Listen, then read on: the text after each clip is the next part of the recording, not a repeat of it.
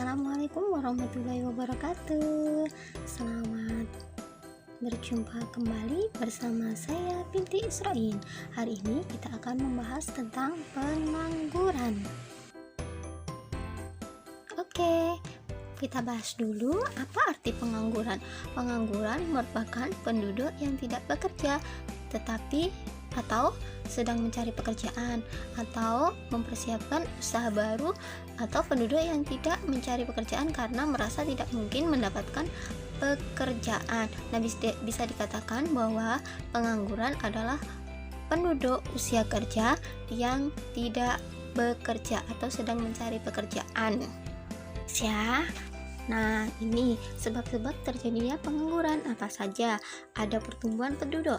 Nah, ini pertumbuhan penduduk yang semakin tinggi juga bisa menyebabkan pengangguran. Kemudian ada ketidakstabilan sektor industri, angkatan kerja yang tidak memenuhi kualifikasi persyaratan yang diminta oleh dunia kerja.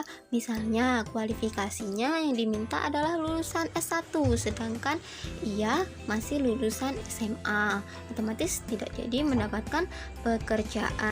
Ada lagi perkembangan teknologi yang semakin pesat. Nah, ini kurang diimbangi oleh keterampilan dan pendidikan para pencari kerja, masih kurang terampil. SDM para pencari kerja masih rendah. Kemudian ketersediaan lapangan kerja yang minim, lapangan kerja yang sedikit tidak sebanding dengan para pencari kerja yang banyak. Nah, ini juga bisa menyebabkan terjadinya pengangguran. Terus lanjut, jenis-jenis pengangguran. Ini ada menurut lama waktu kerja dan menurut sebab terjadinya. Lama waktu kerja ini ada ketidakcakapan, terselubung, dan terbuka. Kalau sebab terjadinya ada musiman, friksional, struktural, voluntari, teknologi, dan siklis. Lanjut ya, pengangguran ketidakcakapan. Ini merupakan pengangguran yang terjadi karena adanya cacat fisik atau cacat jasmani, sehingga mereka di dunia kerja sulit mendapatkan pekerjaan. Lanjut ke pengangguran musiman. Ini merupakan pengangguran yang biasanya terjadi pada sektor pertanian. Misalnya, ketika musim paceklik, banyak para petani yang menganggur karena musim tersebut tidak menguntungkan bagi para petani. Yuk lanjut ke pengangguran struktural. Ini adalah pengangguran yang terjadi karena terdapat kelebihan faktor produksi, khususnya faktor produksi tenaga kerja. Lanjut ke pengangguran voluntari. Pengangguran voluntari merupakan pengangguran karena seseorang secara sukarela tidak mau bekerja. Kalau pengangguran teknologi, ini merupakan pengangguran yang terjadi karena adanya pergantian teknologi dari tenaga manusia menjadi tenaga mesin.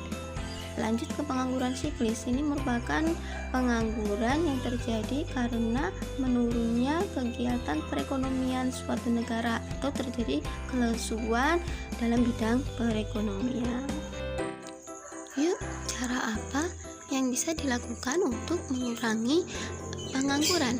Nah, di sini ada beberapa cara, diantaranya memperluas lapangan kerja dengan membuka lowongan kerja baru, kemudian meningkatkan kualitas pendidikan, meningkatkan kualitas tenaga kerja yang masih rendah, memberi kesempatan untuk bekerja ke luar negeri, terus membuka lapangan atau usaha-usaha baru di bidang industri, misalnya home industry atau industri rumahan.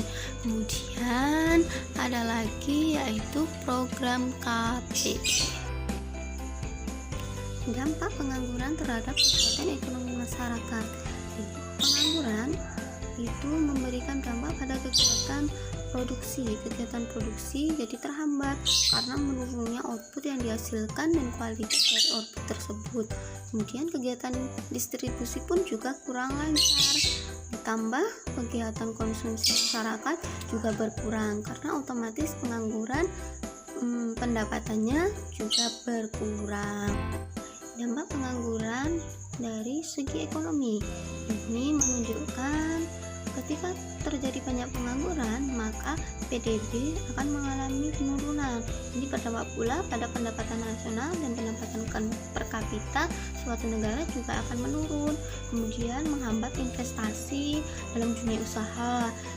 Daya beli masyarakat mengalami penurunan, menimbulkan kelesuan usaha atau terjadinya resesi perekonomian. Kemudian kalau dampak pengangguran dari segi sosial, ini perasaan rendah diri atau kepercayaan diri yang hilang. Selain percaya diri yang hilang, terjadilah gangguan keamanan masyarakat, munculnya kriminalitas ya, kemudian biaya sosial yang tinggi, dan ada pula bisa terjadi keretakan dalam rumah tangga karena kekurangan ekonomi. Baiklah, kiranya cukup sekian yang bisa saya sampaikan. Sampai jumpa pada pertemuan berikutnya. Wassalamualaikum warahmatullahi wabarakatuh.